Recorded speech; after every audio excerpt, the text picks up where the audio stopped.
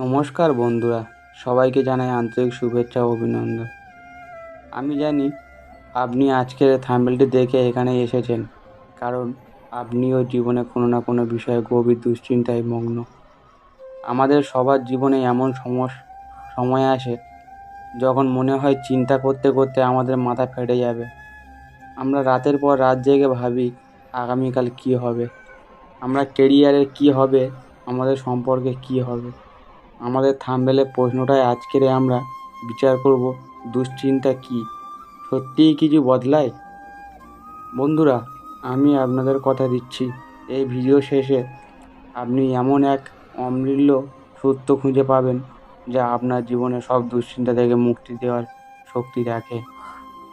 আমরা জানব পরমেশ্বর ভগবান শ্রীকৃষ্ণ কেন দুশ্চিন্তাকে আশার মনে করতেন এবং গীতার জ্ঞানে কিভাবে এই আশার দুশ্চিন্তা থেকে মুক্তি পাওয়া সম্ভব। এই কয়েক মিনিট আপনার জীবনকে দৃষ্টিভঙ্গি চিরতরে বদলে দিতে পারে। তাই কোনো অংশ মিস না করে শেষ পর্যন্ত অবশ্যই দেখুন। চলুন এক নতুন আধ্যাত্মিক যাত্রায় পা বাড়াই। পয়েন্ট 1, দুশ্চিন্তার প্রকৃতি এবং এর অসারতা। প্রথমে আমাদের বুঝতে হবে আমরা কেন দুশ্চিন্তা করি। দুশ্চিন্তা হলো ভবিষ্যতের অজ্ঞান কোনো ফলাফলের উপর আমাদের নিয়ন্ত্রণ অভাবত থেকে জন্ম নেওয়া এক ধরনের মানসিক। আমরা যখন ভয় পাই যে কিছু ভুল হতে পারে, তখন আমাদের মন একই ধরনের নেতিবাচক সম্ভাবনা নিয়ে বারবার চিন্তা করতে থাকে। আমরা মনে করি এই চিন্তা করে হয়তো আমরা কোনো সমাধান খুঁজে পাব, কিন্তু বাস্তবতা হলো দুশ্চিন্তা কখনো কোনো সমাধান আসে না।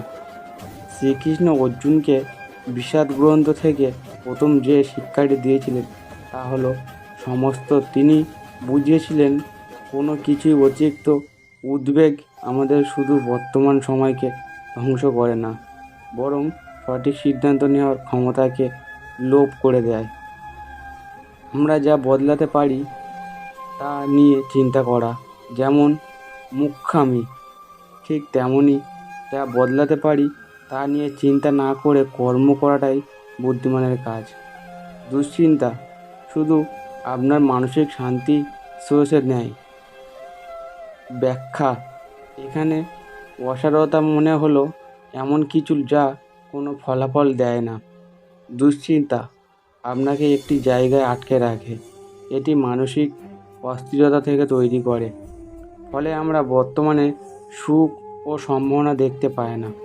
এটি অনেকটা দোলনা চেয়ারে বসার মতো। আপনি অন্যের নাড়াচাড়া করবেন কিন্তু এক জায়গা থেকে অন্য জায়গায় যাবেন না। পয়েন্ট 2, শ্রীমদ্ ভগবদ্গীতার কর্ম বনাম ফল। এই পয়েন্টটি হলো আমাদের মূল বিষয়ের প্রাণ। গীতার ভগবান শ্রীকৃষ্ণ বলেছেন, কর্মমধ্যবাধিকার মা ফলেষু কদাচর। এর অর্থ হলো তোমরা শুধু কর্ম করার অধিকার আছে, ফলের উপরে তোমাদের কোনো অধিকার নেই। এটি একটি অত্যন্ত গভীর দর্শন। আমরা বেশিরভাগ দুশ্চিন্তা করি ফলের কথা ভেবে। পরীক্ষায় কী ফল হবে, ব্যবসায় কী লাভ হবে, ইন্টারভিউতে কি আমি সিলেক্ট হব। শ্রীকৃষ্ণ বুঝিয়েছেন যে এই ফলাফলে আমাদের নিয়ন্ত্রণ থাকে না, এটি অনেক বিষয়ের উপর নির্ভর করে, কিন্তু কর্ম করা সম্পূর্ণভাবে আমাদের নিয়ন্ত্রণে। আমরা যখন ফলের চিন্তা ছেড়ে শুধু নিজের সেরা কর্মটুকুই করি, তখন মন শান্ত থাকে এবং ফলাফলের চাপ থাকে না। দুশ্চিন্তার একমাত্র ওষুধ হলো এই জ্ঞানের স্থির থাকা যে আমি আমার সেরাটা দেব, বাকিটা ভগবান বা প্রাকৃতিক বিধানের উপর ছেড়ে দেব। ব্যাখ্যা, কর্ম মানে আপনার দায়িত্ব বা কাজ এবং ফল মানে তা ফলাফল। এর দর্শনের অর্থ এই নয় যে আমার কোনো কিছুর জন্য পরিকল্পনা করব না। এর অর্থ হলো পরিকল্পনা ও কাজ পুরোপুরি করুন, কিন্তু ফলাফল যাই হোক না কেন তা মেনে নেওয়ার মতো মানসিক প্রস্তুতি রাখুন। যখন আপনি ফলের দুশ্চিন্তা করবেন না, তখন আপনার সম্পূর্ণ শক্তি কাজে ব্যবহৃত হবে এবং কাজটিও চমৎকার হবে। চলুন পয়েন্ট 3, বর্তমানে বেঁচে থাকা এবং বিশ্বাস রাখা। আমাদের মন এক অদ্ভুত যন্ত্র। এটি হয় অতীতের কোনো তীক্ষ্ণ স্মৃতিতে আটকে থাকে, না হয় ভবিষ্যতে কোনো কাল্পনিক ভয়ে আশঙ্কিত থাকে। কিন্তু জীবন শুধুমাত্র বর্তমানেই ঘটে। আপনি এই মুহূর্তে যা ভাবছেন, আপনার চিন্তা, আপনার সিদ্ধান্ত, এটাই আপনার আগামীকালের ভিডিও তৈরি হতে পারে। যখন আপনার বর্তমান থেকে সেরাটা তৈরি করবেন, তখন ভবিষ্যতের ভিত্তি এমনিতে সত্য হয়। দুশ্চিন্তা আমাদের বর্তমান সময়কে চুরি করে নিয়ে যায়, তাই বর্তমানে সচেতন হয়ে বাঁচতে হবে।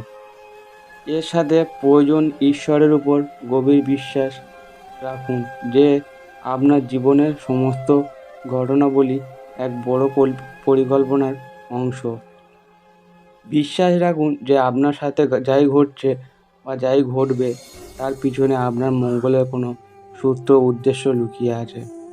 এই বিশ্বাস মনকে অস্থির থেকে মুক্তি দেয় এবং আপনি এই গভীর মানসিক শান্তি অনুভব করেন। কিন্তু দুশ্চিন্তা আপনাকে কখনো তা থেকে মুক্তি দিতে পারে না।